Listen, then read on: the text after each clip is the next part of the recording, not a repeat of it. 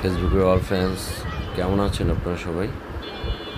বন্ধুরা, আশা করি সকলে ভালো আছেন। আজকে চলে আসি ঘুরতে পুরান ঢাকার ঐতিহ্যবাহী লালবাগ কেল্লায়। তো এখানে আসার পর প্রথমে টিকিট কাটলাম, তারপর কেল্লার ভিতরে ঢুকলাম। যদিও আমরা আস্তে আস্তে সন্ধ্যা হয়ে গিয়েছিল, অনলি আধা ঘন্টা সময় পেয়েছি, আর এই আধা ঘন্টার ভিতরে ঘোরাঘুরি করার চেষ্টা করেছি।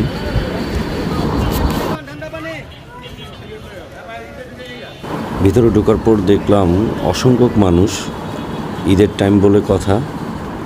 তো শহরের আশপাশের সবাই এখানে ঘুরতে আসে, আর জায়গাটা সত্যি অপূর্ব। ভিতরে অনেক সুন্দর, চারপাশটা খুবই সুন্দর। তো প্রথমে হাঁটতে হাঁটতে ভিতরে ঢুকলাম, আর বিভিন্ন দৃশ্যগুলো দেখতেছিলাম, মোবাইলেও ধারণ করেছি। তো আফসোস হচ্ছিল যে আরেকটু আগে আসতে পারলে হয়তো ভালো লাগতো। তো যাই হোক, যতটুকু সময় পেয়েছি অতটুকু উপভোগ করেছি। আমার কাছে বেশ ভালোই লেগেছে জায়গাটা। আমি এর আগে একবার আসা হয়েছিল লালবাগ কেল্লায়, আর এটা দ্বিতীয় টাইম।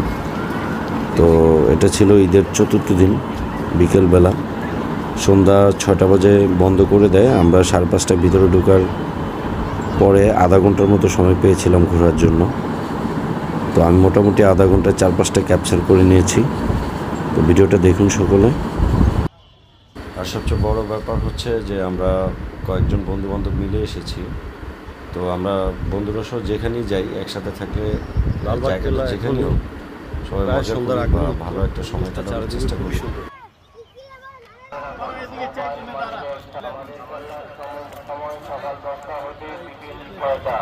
আমাদের কেল্লার পরিদর্শনের সময় সকাল 10টা হতে বিকেল 6টা। লালবাগ কেল্লার ভিতরের পরিবেশ খুবই সুন্দর। ময়লা আবর্জনা ডাস্টবিনে ফেলুন, ময়লা আবর্জনা ডাস্টবিনে ফেলুন।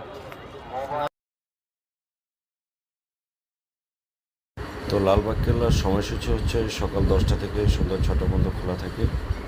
তো এর ভিতর আসলে সবাই খোলা পাবেন। আর সন্ধ্যা 6টা বেজে গেলে সবাইকে আস্তে আস্তে বের করে দেয় ওনারা। ঠিক আমাদেরকেও 6টা বাজে বের হওয়ার জন্য বলেছিল। তো বের হতে হতে অবশ্য আধা ঘন্টা সময় লেগে যায় পুরো লালবাগ ক্লিয়ার করতে।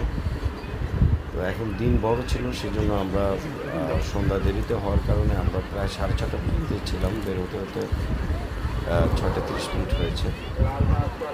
তো খুব সুন্দর একটি জায়গা ঢাকার ভিতর। যারা আশপাশে আছেন তারা তো সবসময় আসেন, যারা এখনও আসেননি এসে ঘুরে যাবেন, আশা করি ভালো লাগবে।